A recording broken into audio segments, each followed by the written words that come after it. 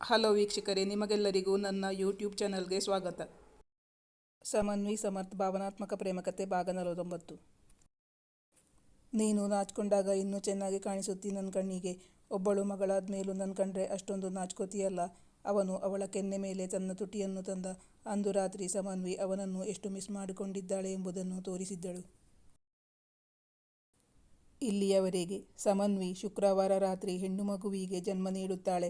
ಮಗುವಿಗೆ ಸನಾ ಎಂದು ನಾಮಕರಣ ಮಾಡುತ್ತಾರೆ. ಸಮರ್ಥ್ನ ಮಗಳು ಅಪ್ಪನ ಮುದ್ದಿನ ಮಗಳಾಗಿ ಬೆಳೆಯುತ್ತಾಳೆ. ಅವನು 4 ದಿನ ಬಿಟ್ಟು ಹೋದಾಗ ತುಂಬ ಮಿಸ್ ಮಾಡಿಕೊಳ್ಳುತ್ತಾಳೆ ಸನಾ. ಮುಂದುವರಿದ ಭಾಗ. ಸಮನ್ವಿ ಅಂದು ರಾತ್ರಿ ಅವನು ತಂದಿದ್ದ ಹೊಸ ಸಾರಿಯನ್ನು ಉಟ್ಟುಕೊಂಡು ಬಂದಿದ್ದಳು. ಸಮರ್ಥ್ ಅವಳಿಗಾಗಿ ಕಾಯುತ್ತಾ ಕುಳಿತಿದ್ದ. ಅವನ ಸೆಲೆಕ್ಷನ್ ಬಗ್ಗೆ ಅವನಿಗೆ ಮೆಚ್ಚುಗೆ ಆಯಿತು. ಅವಳು ತುಂಬ ಚೆನ್ನಾಗಿ ಕಾಣುತ್ತಿದ್ದಳು ಆ ಸಾರಿಯಲ್ಲಿ. ಅವಳನ್ನು ಕನ್ನಡಿಯ ಮುಂದೆ ನಿಲ್ಲಿಸಿ ಅವಳ ಕೆನ್ನೆಗೆ ತನ್ನ ಕೆನ್ನೆ ತಂದು ಹೇಳಿದ, ನೋಡು ಎಷ್ಟು ಮುದ್ದಾಗಿ ಕಾಣಿಸ್ತಿದ್ದೀಯಾ ಅಂತ. ಮತ್ತಾಗ ನನ್ನ ಹತ್ರ ಯಾಕೆ ಈ ಸಾರಿ ತಂದಿದ್ದು ಅಂತ ಕೇಳಿದ್ಯಲ್ಲ, ಈಗ ಕೇಳು ನೋಡೋಣ. ಥ್ಯಾಂಕ್ ಯು, ನಿಮ್ಮ ಸೆಲೆಕ್ಷನ್ ಯಾವಾಗಲೂ ಚೆನ್ನಾಗಿರುತ್ತೆ. ಅವನಿಗೆ ಧನ್ಯವಾದಗಳನ್ನು ಅರ್ಪಿಸಿದಳು. ಬಸಿರು ಬಾಣಂತನ ಮಗು ಚಿಕ್ಕದು ಎಂದು ಸಮನ್ವಿಯನ್ನು ಅವನು ಎಲ್ಲಿಗೂ ಹೊರಗೆ ಸುತ್ತಾಡಲು ಕರೆದೊಯ್ಯುತ್ತಿರಲಿಲ್ಲ. ಅವಳಾಗ ಹೊರಗೆಲ್ಲೂ ಹೋಗೋದಿಲ್ಲ. ಸಾರಿ ಉಡೋಕೆ ಸಂದರ್ಭನೇ ಸಿಗೋಲ್ಲ.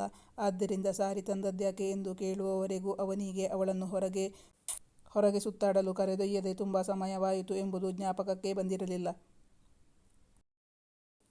ಈಗ ಅವನ ಮನಸ್ಸಿಗೂ ಅನಿಸಿತು, ಪಾಪ ತುಂಬ ದಿನದಿಂದ ಮನೆಯಲ್ಲೇ ಇದ್ದಾಳೆ, ಎಲ್ಲಾದರೂ ಹೊರಗೆ ಸುತ್ತಾಡಲು ಕರೆದೊಯ್ಯಬೇಕು. ಮಗುವಿಗೂ ಒಂದು ಔಟಿಂಗ್ ಆದ ಹಾಗೆ ಆಗುತ್ತೆ.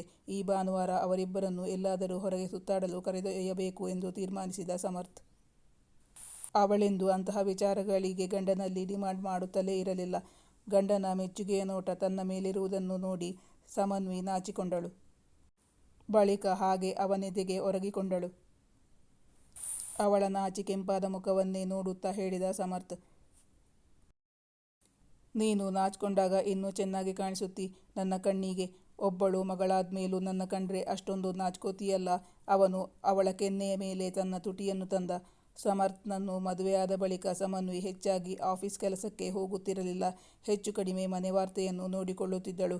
ಅವಳಿಗೂ ಒಳ್ಳೆ ಟ್ಯಾಲೆಂಟ್ ಇತ್ತು. ಒಳ್ಳೆ ಕೆಲಸಗಾರಳಾಗಿದ್ದಳು. ಅವಳಿಗೂ ಹೊರಗೆ ಹೋಗಿ ದುಡಿಯಬೇಕು, ತನ್ನದೇ ಸಂಪಾದನೆ ಇರಬೇಕು ಎಂದು ಮನಸ್ಸಲ್ಲಿ ಇತ್ತೇನೋ. ಆದರೆ ಗರ್ಭಿಣಿಯಾದಾಗಿನಿಂದ ಅವಳಿಗೆ ಏನೂ ಮಾಡಲಾಗುತ್ತಿರಲಿಲ್ಲ. ಈಗ ಮಗುವನ್ನು ನೋಡಿಕೊಳ್ಳುವುದೇ ಕೆಲಸವಾಗುತ್ತಿತ್ತು. ಅಲ್ಲದೆ ಮಗುವನ್ನು ಕೆಲಸದವರ ಕೈಯಲ್ಲಿ ನೋಡಿಕೊಳ್ಳಲು ಬಿಡಬಾರದು, ಮಗುವನ್ನು ಅವಳೇ ನೋಡಿಕೊಳ್ಳಬೇಕು ಎಂದು ಸಮರ್ಥ್ ಹೇಳಿದ್ದ. ಆದ್ದರಿಂದ ಮಗುವನ್ನು ಸ್ಕೂಲ್ಗೆ ಕಳಿಸುವವರೆಗೂ ಸಮನ್ವಿಗೆ ಕೆಲಸಕ್ಕೆ ಹೋಗಲು ಸಾಧ್ಯವೇ ಇರಲಿಲ್ಲ. ತನ್ನ ಅಭಿಪ್ರಾಯವನ್ನು ಅವಳ ಮೇಲೆ ಹೇರುತ್ತಿದ್ದೇನೆ ಎಂಬ ಭಾವನೆಯೂ ಅವಳಿಗೆ ಇದೆಯಾ, ಆ ನೋವೇನಾದರೂ ಅವಳಿಗೆ ಇದೆಯೇನೋ ಎಂದು ತಿಳಿದುಕೊಳ್ಳಬೇಕಾಗಿತ್ತು ಸಮರ್ಥ್. ಅದಕ್ಕಾಗಿ ತನ್ನ ಸಂಶಯ ನಿವಾರಣೆಗಾಗಿ ಅವನು ಅವಳನ್ನು ಕೇಳಿದ, ಸಮು, ನಿಂಗೆ ಮತ್ತೆ ಕೆಲಸಕ್ಕೆ ಹೋಗಬೇಕು ಅಂತ ಅನ್ನಿಸ್ತಿಲ್ವಾ? ನೀನಿವತ್ತು ಹೇಳುವವರೆಗೂ ನಾನು ಆ ಬಗ್ಗೆ ಯೋಚನೆನೇ ಮಾಡಿಲ್ಲ. ನಂಗೀಗ ಅನ್ನಿಸ್ತಾ ಇದೆ, ನನ್ನ ಮದುವೆ ಆದ್ದರಿಂದ ನಿನ್ನ ಟ್ಯಾಲೆಂಟ್ ಎಲ್ಲ ಮನೆಯಲ್ಲೇ ವೇಸ್ಟ್ ಆಗ್ತಾ ಇದೆ ಅಂತ. ನಿಂಗೆ ಆ ವಿಚಾರವಾಗಿ ನನ್ನ ಮೇಲೆ ಬೇಸರ ಇಲ್ವಾ? ಅವಳಿಗೂ ಕೆಲಸ ಮಾಡುವ ಆಸಕ್ತಿ ಇತ್ತು. ಹಾಗಂತ ಮಗುವನ್ನು ಕೆಲಸದವರ ಕೈಯಲ್ಲಿ ಬಿಡುವ ಮನಸ್ಸು ಅವಳಿಗೂ ಇರಲಿಲ್ಲ. ಆದ್ದರಿಂದ ಹೇಳಿದಳು, ನಂಗೇನು ಬೇಜಾರಿಲ್ಲ. ಮಗಳು ಸ್ಕೂಲ್ಗೆ ಹೋಗೋಕೆ ಶುರು ಮಾಡಿದ ಮೇಲೆ ನಿಮ್ಮ ಕಂಪೆನಿಲಿ ನಂಗೊಂದು ಪೋಸ್ಟ್ ಕೊಟ್ಟರೆ ಸಾಕು. ಅವಳ ಮುಖದಲ್ಲಿ ನೋವಿನ ಎಳೆ ಏನಾದರೂ ಇದೆಯಾ ಎಂದು ನೋಡಿದ ಸಮರ್ಥ್. ಅಂತಹದೇನೂ ಕಾಣಸಿಗಲಿಲ್ಲ ಅವಳ ಮುಖದಲ್ಲಿ. ನಿನ್ನ ಬರ್ತ್ಡೇ ದಿನ ನಾನು ಇಲ್ಲಿ ಇರಲಿಲ್ವಲ್ಲ, ನನಗೆ ಏನಾದರೂ ಪನಿಷ್ಮೆಂಟ್ ಕೊಡ್ತೀಯೇನೋ ಅಂದ್ಕೊಂಡಿದ್ದೆ. ನೀನು ತುಂಬ ಸಾಫ್ಟ್ ಆ್ಯಂಡ್ ಸ್ವೀಟ್ ಸಮು. ನೀನು ನನ್ನ ತುಂಬ ಚೆನ್ನಾಗಿ ಅರ್ಥ ಮಾಡ್ಕೊಂಡಿದ್ದೀಯಾ. Thank you so much. ಅವಳ ಬಗ್ಗೆ ಅವನಿಗೆ ಸಂತೃಪ್ತಿ ಇತ್ತು. ಅವನು ಅವಳಿಗೆ ಧನ್ಯವಾದಗಳನ್ನು ಅರ್ಪಿಸಿ ತನ್ನ ಬಾಹುಗಳಲ್ಲಿ ಬಂಧಿಸಿಕೊಂಡ. ಅವಳು ಅದಕ್ಕಾಗಿಯೇ ಕಾದು ಕುಳಿತುಕೊಂಡವಳಂತೆ ಅವನಿಗೊರಗಿಕೊಂಡಳು. ಅವನೀಗ ಅವಳ ತುಟಿಯತ್ತ ಬಾಗಿದ್ದ. ಅಂದು ರಾತ್ರಿ ಸಮನ್ವಿ ಅವನನ್ನು ತಾನು ಎಷ್ಟು ಮಿಸ್ ಮಾಡಿಕೊಂಡಿದ್ದೇನೆ ಎಂಬುದನ್ನು ತೋರಿಸಿದ್ದಳು. ಮರುದಿನ ಬೆಳಗ್ಗೆ ಮಗು ತಂದೆಯನ್ನು ಕಾಣುತ್ತಲೇ ತಂದೆಯ ಬಳಿಗೆ ಹೋಗುತ್ತಿತ್ತು. ಸಮನ್ವಿ ಎಷ್ಟು ಕರೆದರೂ ಅವಳ ಬಳಿ ಬರುತ್ತಲೇ ಇರಲಿಲ್ಲ. ಸಮರ್ಥ್ ಅಮ್ಮನ ಹತ್ರ ಹೋಗು ಕಂದ ಎಂದು ಹೇಳಿದರೂ ಮಗು ಸಮನ್ವಿ ಬಳಿ ಹೋಗುತ್ತಲೇ ಇರಲಿಲ್ಲ. ತಂದೆ ಎಲ್ಲಾದರೂ ತನ್ನನ್ನು ಬಿಟ್ಟು ಹೋದರೆ ಎಂಬ ಭಯ ಆ ಮಗುವಿಗಿತ್ತು. ಆದ್ದರಿಂದ ಮಗು ಅವನನ್ನು ಗಟ್ಟಿಯಾಗಿ ಹಿಡಿದುಕೊಳ್ಳುತ್ತಿತ್ತು. ಅವನಿಗೆ ಈಗ ಮಗುವಿನ ಮೇಲೆ ಮುದ್ದುಕ್ಕಿ ಬಂದು ಅವನು ಮುದ್ದಿಸತೊಡಗಿದ. ಅಂದು ಬೆಳಗ್ಗೆ ಸಮರ್ಥ್ ಆಫೀಸಿಗೆ ಹೊರಡುವಾಗಲೂ ಸನಾ ಅವನ ಕಾಲು ಹಿಡಿದು ಗಟ್ಟಿಯಾಗಿ ಅಳುತ್ತಿದ್ದಳು. ತಂದೆ ಎಲ್ಲಾದರೂ ತನ್ನನ್ನು ಬಿಟ್ಟು ಹೋದರೆ ಎಂದು ಅದು ಆ ರೀತಿ ವರ್ತಿಸುತ್ತಿತ್ತು. ಅವನು ಎಷ್ಟು ಮುದ್ದಿಸಿದರೂ ಇನ್ನೂ ಮುದ್ದಿಸಿಕೊಳ್ಳುವ ಆಸೆಯಿತ್ತು ಮಗುವಿಗೆ. ಸಮರ್ಥ್ ಸಮನ್ವಿ ಬಳಿ ಹೇಳಿದ. ಈ ವಿಷಯದಲ್ಲಿ ಅವಳು ನಿನ್ನ ಮಗಳು. ನೀವು ಮಗಳನ್ನು ಮುದ್ದು ಮಾಡಿ ಹಾಳು ಮಾಡ್ತಾ ಇದ್ದೀರಾ ಎಂದು ಹೇಳಿದಳು ಸಮನ್ವಿ. ಅದೆಷ್ಟು ಜಲಸ್ ನಿಂಗೆ. ನಾನು ನನ್ನ ಮಗಳನ್ನು ಮುದ್ದು ಮಾಡಿದರೆ ಹಾಗಾದರೆ ನಿನ್ನನ್ನು ಹಾಳು ಮಾಡ್ತೀನಿ ಅಂತ ಆಯಿತು. ನಿನ್ನನ್ನು ಅಷ್ಟೇ ಮುದ್ದು ಮಾಡ್ತೀನಲ್ಲ, ಅಂದರೆ ಮುದ್ದು ಮಾಡೋದು ಜಾಸ್ತಿ ಆಯಿತು, ಕಡಿಮೆ ಮಾಡಬೇಕು ಅಂತ ನಿನ್ನ ಮಾತಿನ ಅರ್ಥನಾ? ನಾನು ನಿಮ್ಮನ್ನು ಬಿಟ್ಟು ಹೋಗಬೇಕಾದ್ರೆ ನೀನೆಷ್ಟು ಅತ್ತು ಕರೆದು ರಂಪ ಮಾಡ್ತೀಯೋ. ಅವಳು ನಾನು ಹಿಂದಿರುಗಿ ಬಂದ ಮೇಲೆ ನನ್ನನ್ನು ಎಷ್ಟು ಮಿಸ್ ಮಾಡ್ಕೋತೀನಿ ಅಂತ ತೋರಿಸ್ತಾಳೆ. ಈ ವಿಷಯದಲ್ಲಂತೂ ಅಮ್ಮ ಮಗಳು ಇಬ್ಬರು ಒಬ್ಬರಿಗೊಬ್ಬರು ಕಾಂಪಿಟಿಷನ್ ಕೊಡ್ತಾ ಇದ್ದೀರಿ. ಹಂಗೆ ನೋಡಿದರೆ ನಿಂಗಿಂತ ಅವಳೇ ಬೆಟರ್. ಸಮನ್ವಿಯನ್ನು ರೇಗಿಸಲೆಂದು ಹೇಳಿದ ಸಮರ್ಥ್. ಹೌದು, ನಾನಿಲ್ದಾಗ ಪಾಪು ಬೇಗ ಮಲಗಿ ನಿದ್ದೆ ಮಾಡಿದ್ಲಾ ಅಥವಾ ಅತ್ತು ನಿಂಗೆ ತೊಂದರೆ ಕೊಟ್ಲಾ? ನೀನು ಹೇಗೆ ನಿದ್ದೆ ಮಾಡಿಸಿದೆ ಅವಳನ್ನು? ಅವನು ಕಾಲಲ್ಲಿ ಹಾಕಿ ಆಡಿಸುವಂತೆ ಅವಳು ಆಡಿಸಿದರೂ ಮಗು ಅವಳ ಬಳಿ ಕೇಳುತ್ತಲೇ ಇರಲಿಲ್ಲ. ಅವಳು ನನ್ನ ಕಾಲಲ್ಲಿ ಏನು ಮಾಡಿದರೂ ಮಲಗೋಕೆ ಒಪ್ತಾ ಇರಲಿಲ್ಲ, ನಿದ್ದೆ ಮಾಡ್ತಾ ಇರಲಿಲ್ಲ. ಕೊನೆಗೆ ಮಾವನ ಕಾಲಲ್ಲಿ ನಿದ್ದೆ ಹೋದ್ಲು. ಪಾಪ ಮಾವಂಗೆ ಹಾಗೆ ಕೂತು ನಿದ್ದೆ ಮಾಡಿಸೋಕೆ ತುಂಬ ಕಷ್ಟ ಆಯಿತು. ಇನ್ನು ನೀವೆಲ್ಲಿ ಹೋಗ್ತೀರಾ? ಅಲ್ಲಿ ನಿಮ್ಮ ಮಗಳನ್ನು ಕರ್ಕೊಂಡು ಹೋಗಿ. ನನ್ನ ಕೈಲಂತೂ ಅವಳನ್ನು ಸಂಭಾಳಿಸೋಕೆ ಆಗ್ತಾ ಇಲ್ಲ. ಸಮನ್ವಿ ತನ್ನ ಅಸಮಾಧಾನವನ್ನು ಹೊರಹಾಕಿದಳು. ಅವಳ ಮಾತು ಕೇಳಿ ಅವನು ಜೋರಾಗಿ ನಕ್ಕ. ಅಂತೂ ನನ್ನ ಮಗಳು ನನ್ನ ತುಂಬ ಹಚ್ಚಿಕೊಂಡಿದ್ದಾಳೆ ಅಂತ ಆಯಿತು.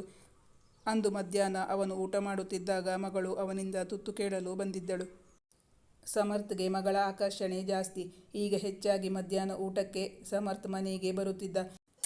ಅವನು ಊಟ ಮಾಡುವಾಗ ಮೊಸರನ್ನವನ್ನು ಮಗಳಿಗೆ ತಿನ್ನಿಸುತ್ತಿದ್ದ. ಅದು ಅಭ್ಯಾಸವಾಗಿ ಹೋಗಿದ್ದು ಸನಾಗೆ. ಇಂದು ಮಧ್ಯಾಹ್ನ ಊಟ ಮಾಡುವಾಗ ಮಗಳು ಅವನ ಬಳಿ ತುತ್ತು ಕೇಳಲು ಬಂದಿದ್ದಳು. ಚಿನ್ನು, 3 ದಿನದಿಂದ ನಿಂಗೆ ಊಟ ಕೊಡೋಕ್ಕಾಗಲಿಲ್ಲ. ಸಾರಿ ಕಂದ, ಇನ್ನು ನಿನ್ನ ಬಿಟ್ಟು ಎಲ್ಲೂ ಹೋಗಲ್ಲ ಕಂದ. ಅವನಿಗೆ ಆ ವಿಷಯದಲ್ಲಿ ಬೇಸರವಿತ್ತು. ಅವನು ಮಗಳಿಗೆ ಊಟ ತಿನ್ನಿಸತೊಡಗಿದ. ಅವನು ಸಮನ್ವಿಯತ್ತ ತಿರುಗಿ ಹೇಳಿದ. ಇಲ್ಲಿಂದ ಹೋದಾಗಿಂದ 3 ದಿನಾನೂ ನನಗೆ ಮೊಸರನ್ನ ತಿನ್ನೋಕೆ ಆಗಲಿಲ್ಲ. ಮಗಳು ಜ್ಞಾಪಕಕ್ಕೆ ಬರ್ತಾ ಇದ್ಲು.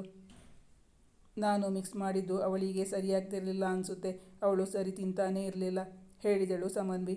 ಮೊದಲು ಸಮರ್ಥ್ಗೆ ಸರಿಯಾಗಿ ನಿದ್ದೆ ಮಾಡಲು ತೊಂದರೆ ಆದಲ್ಲಿ ಸಿಟ್ಟು ಮಾಡಿಕೊಳ್ಳುತ್ತಿದ್ದ. ಆದರೆ ಈಗ ಅವನು ನಿದ್ದೆ ಮಾಡಲು ಮಲಗಿದಾಗ ಮಗು ಎಚ್ಚರವಿದ್ದಲ್ಲಿ ಅವನ ಎದೆಯ ಮೇಲೆ ಹತ್ತಿ ಕುಳಿತು ಅವನೆದೆಯಲ್ಲಿದ್ದ ರೋಮವನ್ನು ಹಿಡಿದು ಎಳೆದು ಆಟವಾಡುತ್ತಿದ್ದರೂ ಅವನಿಗೆ ನಿದ್ದೆ ಬರುತ್ತಿತ್ತು. ಸಮನ್ವಿ ಮಗುವಿನಲ್ಲಿ, ಅಪ್ಪ ಹಗಲೆಲ್ಲ ದುಡಿದು ಆಯಾಸವಾಗಿರುತ್ತೆ, ಈಗ ನಿದ್ದೆ ಮಾಡಲಿ, ನೀನು ನನ್ನ ಜೊತೆ ಬಾ, ನಾವಿಬ್ಬರು ಆಡೋಣ ಕಂದ ಎಂದು ಹೇಳಿದರು ಸಮರ್ಥ್. ಅವಳು ನನ್ನ ಮೇಲೆ ಹತ್ತಿ ಆಟ ಆಡ್ತಿದ್ರು ನನಗೇನು ಪ್ರಾಬ್ಲಮ್ ಇಲ್ಲ, ನಿದ್ದೆ ಬರುತ್ತೆ ಎಂದು ಹೇಳಿ ನಿದ್ದೆ ಮಾಡುತ್ತಿದ್ದ. ಅವನು ತನ್ನ ಮಗಳನ್ನು ಪ್ರಾಣಕ್ಕಿಂತ ಹೆಚ್ಚಾಗಿ ಪ್ರೀತಿಸುತ್ತಿದ್ದ. ಮಗುವಿನ ಬರ್ತ್ಡೇ ದಿನ ಅನಾಥಾಶ್ರಮಕ್ಕೆ ಹೋಗಿ ಮಕ್ಕಳಿಗೆ ಬಟ್ಟೆ ಮತ್ತು ಸ್ವೀಟ್ ಹಂಚಿ ಆಚರಿಸಿಕೊಂಡಿದ್ದರು. ಸುನಂದಾ ಅವರಿಗೆ ಮೊಮ್ಮಗಳನ್ನು ನೋಡಲು ಬರಬೇಕೆಂಬ ಆಸೆಯಿತ್ತು. ಆದರೆ ಅಲ್ಲಿಂದ ಆಗಾಗ ಬರಲು ಆಗುತ್ತಿರಲಿಲ್ಲ. ನಾಮಕರಣಕ್ಕೆಂದು ಬಂದು ಹೋದವರು ಆಮೇಲೆ ಬಂದಿರಲಿಲ್ಲ. ಸಮನ್ವಿ ಸುಮಿತ್ರಾ ಅವರನ್ನು ತಮ್ಮ ಮನೆಗೆ ಬಂದಿರಲು ಹೇಳುತ್ತಿದ್ದಳು.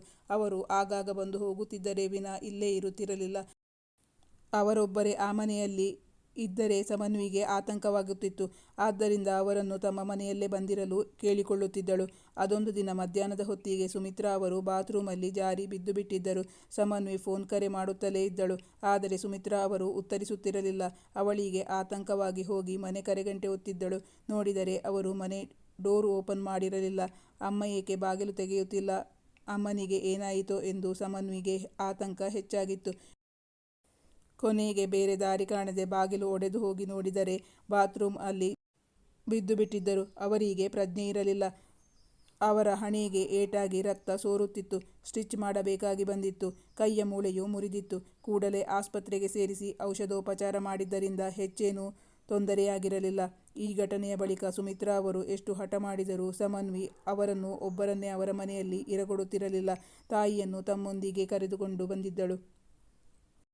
ನೀವಿನ್ನು ತಮ್ಮ ಮನೆಯಲ್ಲೇ ಇರಬೇಕೆಂದು ಹಠ ಹಿಡಿದುಕೊಂಡಿದ್ದಳು ಸಮನ್ವಿ. ಸುಮಿತ್ರಾ ಅವರಿಗೂ ಮೊಮ್ಮಗಳ ಆಟಗಳನ್ನು ನೋಡಿ ಸಮಯ ಕಳೆಯುತ್ತಿತ್ತು. ಅದೊಂದು ದಿನ ಸಮರ್ಥ್ ಹೆಂಡತಿ ಮಗಳನ್ನು ಬನ್ನೇರುಘಟ್ಟ ನ್ಯಾಷನಲ್ ಪಾರ್ಕಿಗೆ ಕರೆದೊಯ್ದಿದ್ದ. ಹೊರಗೆ ಸುತ್ತಾಡುವುದೆಂದರೆ ಮಗುವಿಗೆ ಖುಷಿಯೋ ಖುಷಿ. ಈ ಕಥೆಯ ಮುಂದಿನ ಭಾಗ ಮುಂದಿನ ಸಂಚಿಕೆಯಲ್ಲಿ ಮುಂದುವರಿಯುವುದು. ಈ ಕತೆ ಇಷ್ಟವಾಗಿದ್ದಲ್ಲಿ ಲೈಕ್ ಮಾಡಿ, ಶೇರ್ ಮಾಡಿ ಮತ್ತು ಕಮೆಂಟ್ ಮಾಡಿ ನಿಮ್ಮ ಅನಿಸಿಕೆ ಅಭಿಪ್ರಾಯಗಳನ್ನು ತಿಳಿಸಿ. Thank you for watching.